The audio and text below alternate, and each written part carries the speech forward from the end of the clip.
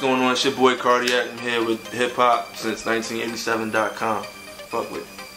Shout my hip hop since 1987, niggas.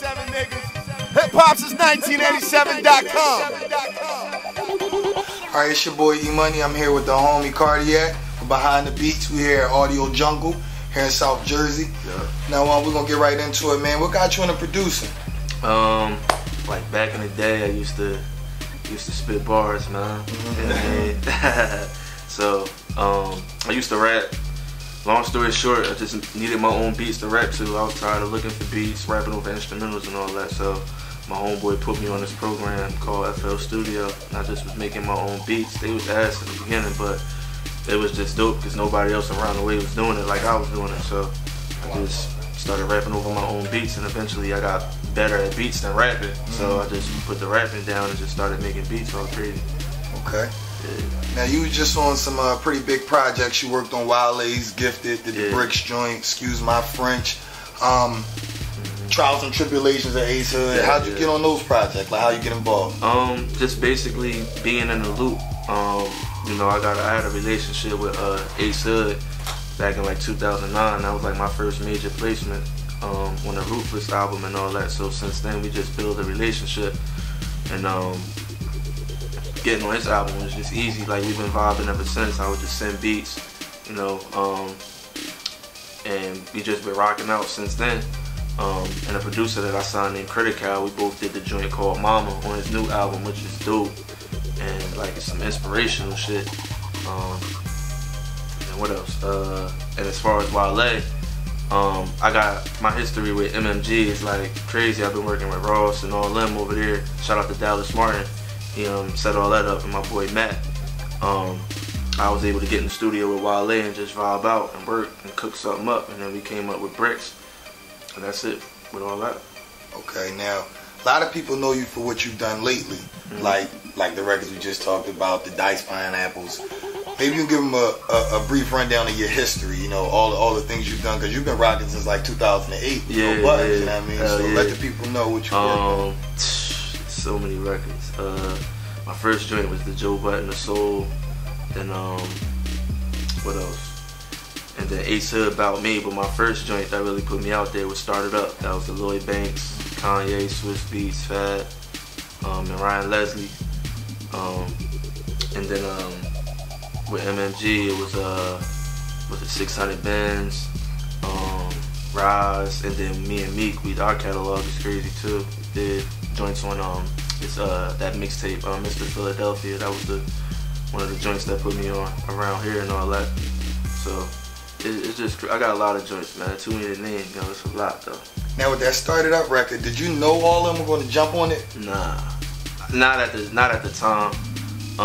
That was actually a beat that I rapped on and shit back in the day. So I wasn't even really shopping it like that. And then I was just running out of beats to send, so I sent that over, just threw it in a batch. And then Banks liked it, and he was like, "Yo, why you ain't never send that earlier or whatever?" So he liked it, and then when I heard it was the first version. It was just him. He had the hook and all that, and then they was just talking about getting Fab on there.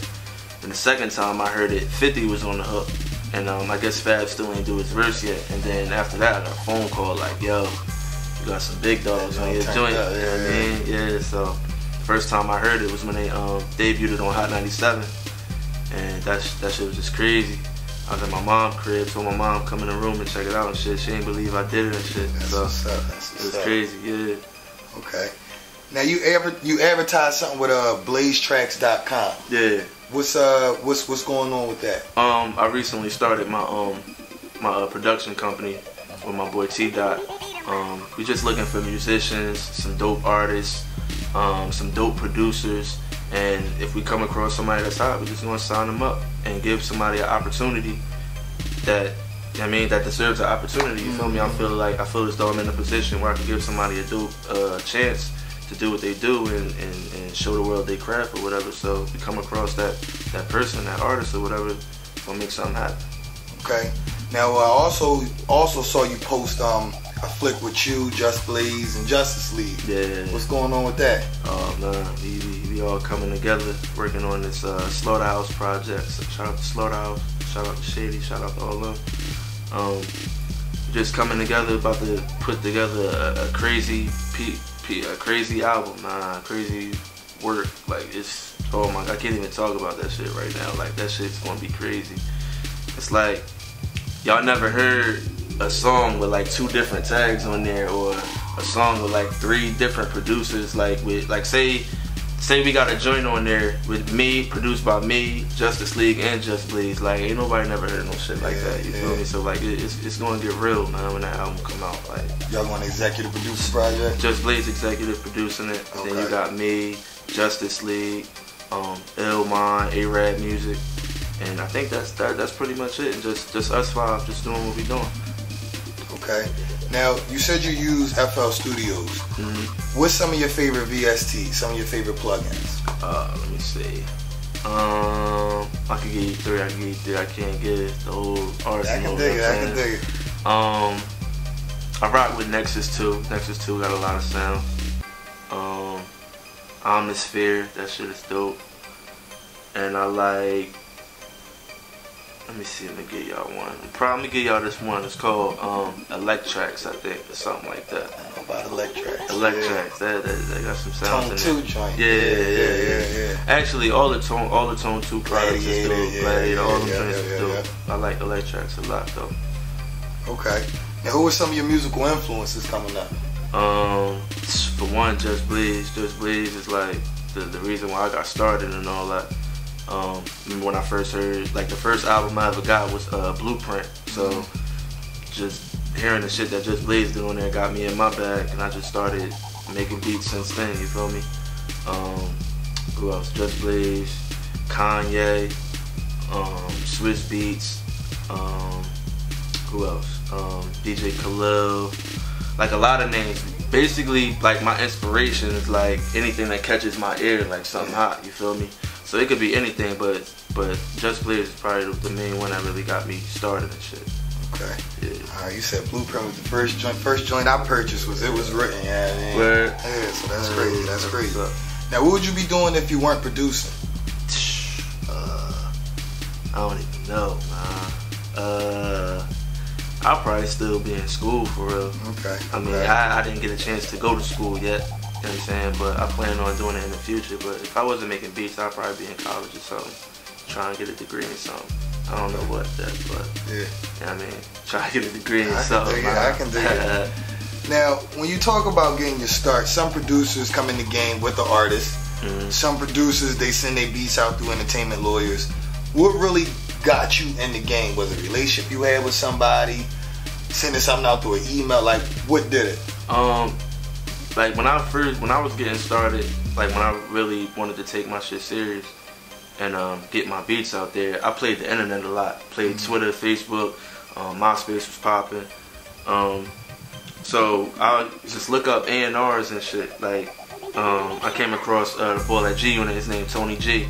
I followed him on Twitter, and every like Thursday he used to do like a Ustream, checking out beats and all that. So my beats was hot. I knew my beats was hot, so all I had to do was get him to him and all that. So after that, after he started hearing my joints, we just built a relationship. He would hit me up all the time asking for joints, and then I just got that phone call like, yo, you got a couple joints on Banks' album, you feel me? So basically just playing the internet and then building relationships.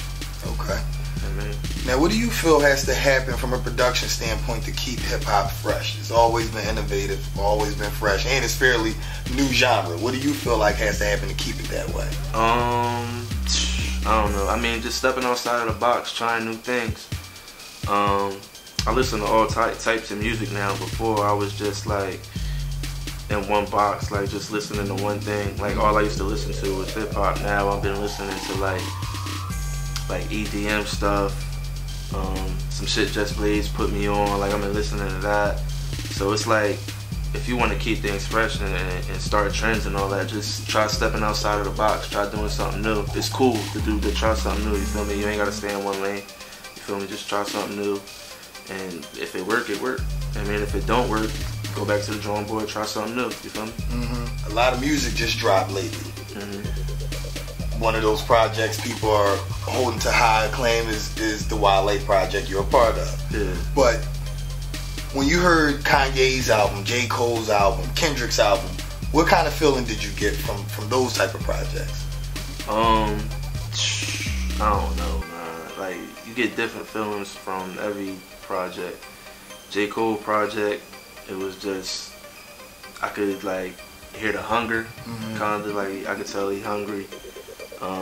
Kanye, he's, oh my God, Kanye is a weird bull. Like, he's a weird, smart dude. Like, how you weird and smart? Like, this shit crazy. But his music, like, it had to. I didn't get it at first. You feel me? With Kanye shit, like, I ain't get it. But now I get, like, it had to grow on me, and now I get it. And then that's what I mean by stepping outside the box. It might take you, so it might take some time for it to grow on you. But once it grow on you, you gonna fuck with that shit. You know? Yeah. So and when something like that happens, that's good. You feel me? Like, if like you don't get it at first, and then when you get it, it's just fucking crazy. Like, it's like if you go to a hip hop battle and somebody say some crazy shit and the line go over your head, like, you don't get it. But then when the footage come out, you go back and you listen to it, you be like, oh shit, and you be like, yo, that was the craziest battle I ever seen in my life, blah blah blah. It's like that, you know. Wale shit, it was crazy. Ace Hood shit is crazy, so I'm just happy to be a part of all the shit. Okay. Now, how you feel about the Jersey music scene? Jersey music scene. Yeah, I mean, we getting there. You know, we opening the doors a little bit. Myself, you got Mike Zombie. Well, and it's a couple artists from my hometown, Frontline. A lot of people, but I feel as though we still working on our sound a little bit, but we getting there. And we opening the doors for a lot of new up and coming cats to do their thing. I heard the Poe brothers is doing their thing. Shout out to them. Just be on the lookout, man. Because a lot of things coming soon, man. Okay. Now, any advice you got for any up and coming producers? Stay consistent, grind, and remain humble, man. Don't come off too cocky. Don't be an asshole. Just, if you believe in your craft, that's good. And just keep working hard and keep doing your thing, man. Okay, alright, it's your boy E Money with the homie Cardiak, and we signing out with HHH1987.com. Shout my hip hop since 1987 niggas. Hip hop since 1987.com.